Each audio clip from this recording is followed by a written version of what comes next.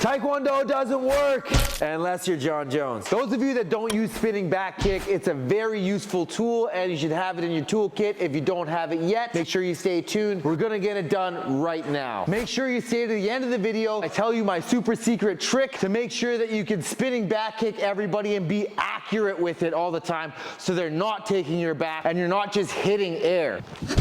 Don't let this be you. Stay till the end of the video. Biggest problem with most people spinning back kick is it's really focused on the spin. It's a big ass circle. So it looks something like this. Right? That's not a back kick, maybe spinning hook kick-ish, but that's not what we're trying to do. We want a straight line technique, straight line. Do not think spinning, think turn, and then straight line. The back kick is best done in a bladed stance. The more you're in like a tie stance, the more difficult it's gonna be for your spin. Either like a boxing stance that's pretty narrow, or a traditional Taekwondo stance, which is far more bladed. First thing we're gonna do is we're gonna turn our front leg 90 degrees. Before I go any further, I know there's a bunch of people that are gonna pop off in the comments about how the person's gonna beat the crap out of your leg when you stand bladed. I know, okay? We know that. Please spare me the tutelage. I understand the low kick is there. There's always something there. We get it. Now, back to the technique. We're like skateboarding, okay? We're super bladed. Turn your front foot 90 degrees. Point your heel at the target. Your heel is like your sights in a gun. This has got to point wherever you're throwing. If it points off like this, like most of you do when you throw a spinning back kick, your kick is going over there. You want it to be like this, okay? And now spot your head. When you spot your head, make sure that you also point your second heel at the target. So flip your head around. I'm spotting now with my second heel and my eyes can see the target. Little detail, you don't want to be like this. Okay, a lot of time I see people throw spinning back kick and they're super elevated. You don't need to be elevated. You can lean forward a little bit more and it makes it easier to see. 1, 2. Okay, I'm spotting just over my shoulder or just under my shoulder. That's a preference. Okay, now my hip is pointing at the target. My heels are pointing at the target. Now this leg, bang, is gonna go straight back. Boom, like a donkey kick. Now I'm not rounding my back. This is one of the places where I do not believe the posterior pelvic tilt is helpful, because posterior pelvic tilt is good when we're creating power going forwards, not when we're going backwards.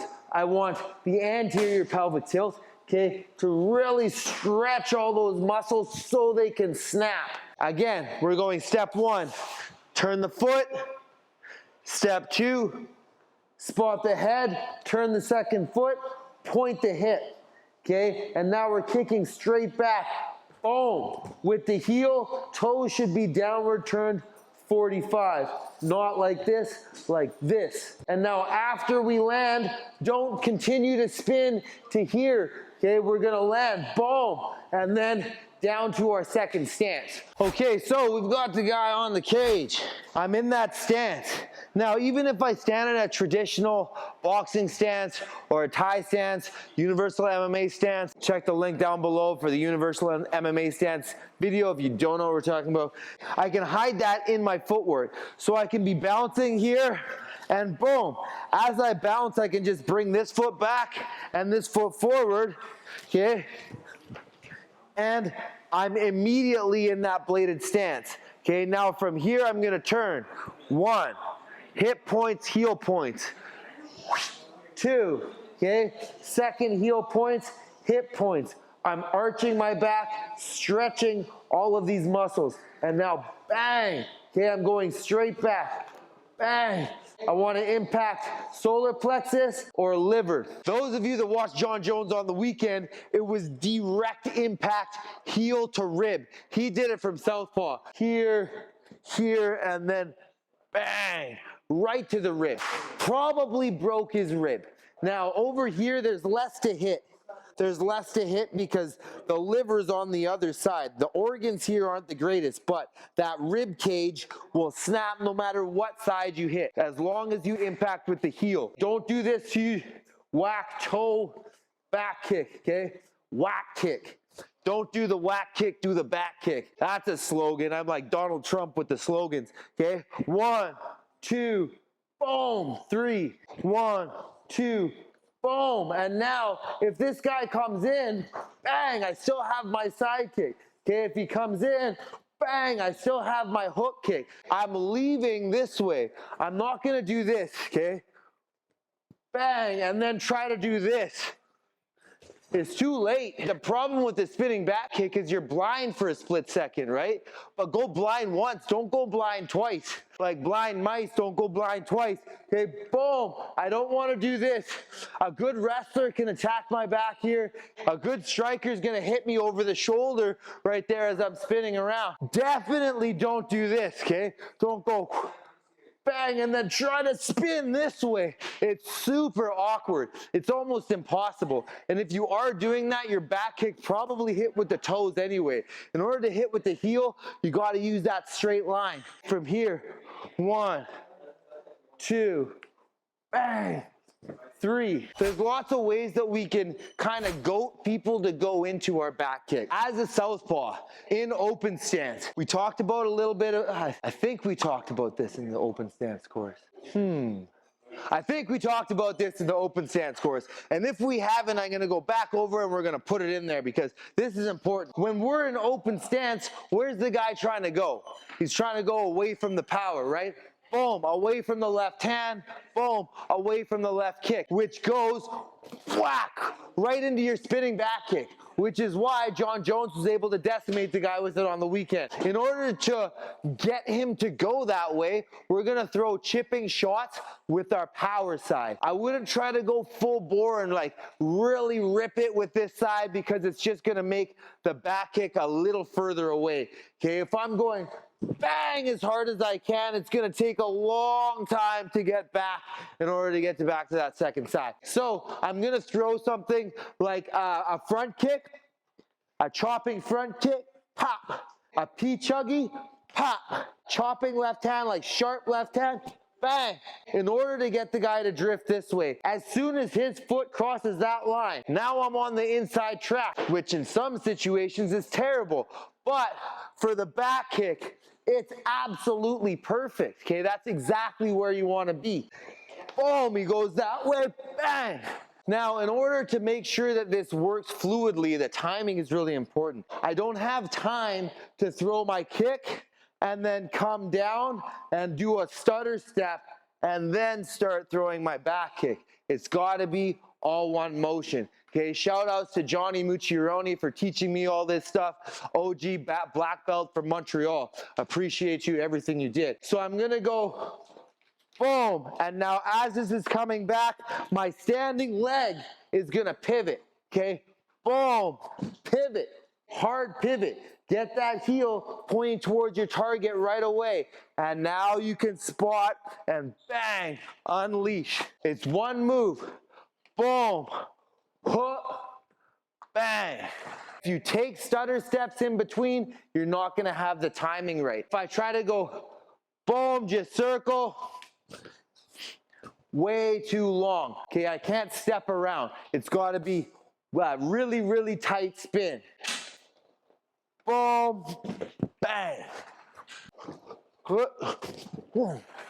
And now, once you hurt the guy, right, like say he didn't go down on the first one. He didn't go down on the first one.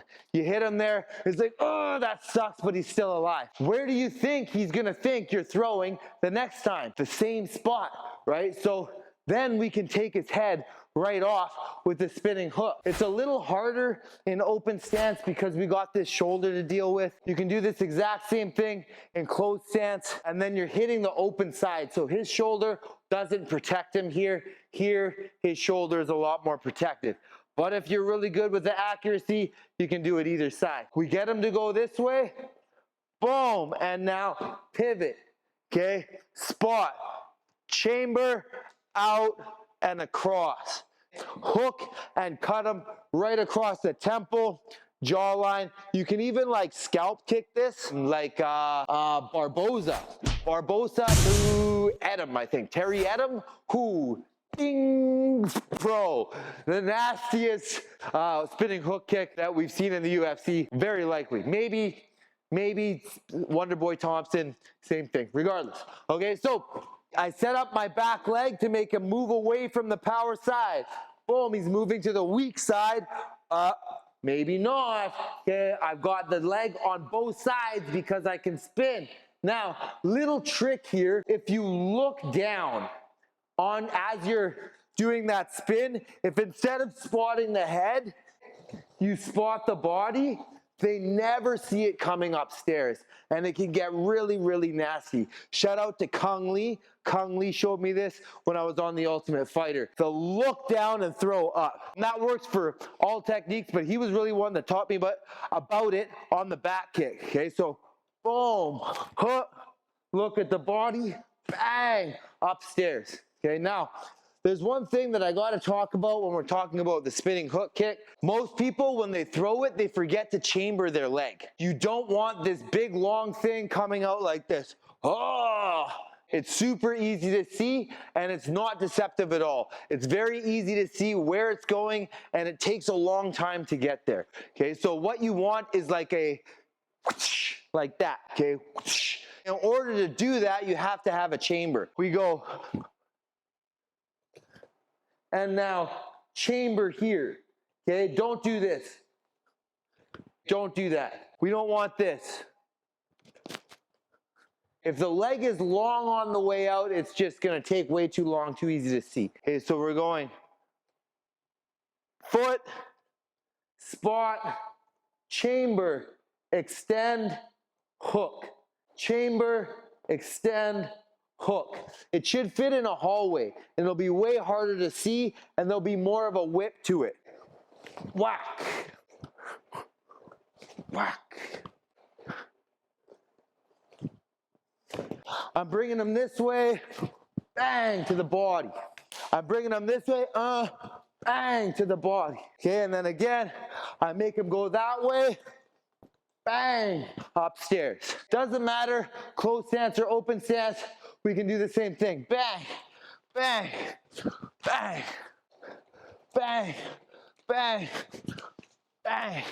Okay, now, last little thing when we're talking about the spinning hook, you don't wanna slap them, right? In training, it's okay to use the bottom of your foot, right? The sole of your foot, whack, and just kind of like give the person a face slap. But if you're really trying to take their head off, you gotta use the heel. You gotta bring that heel across. Okay, so when I do the spinning hook, okay, out and across. Sorry, my bad. Without the impact, and bang. That was not extended, but I'm scared now. My accuracy isn't what it was at one point. I hope that helped you guys. Make sure that you do practice this a lot. It takes a long time to get good at. Honestly, I was probably 3 years of working this all the time before I got good at it. Oh, one little trick you can use to get really good really fast. Now, I'm just gonna show you this really easy trick. You can just do this all the time. It's actually not that complicated. All you gotta do is when you're walking down the street and you're like, oh, look, there's a light pole. Bink. You don't have to throw it hard.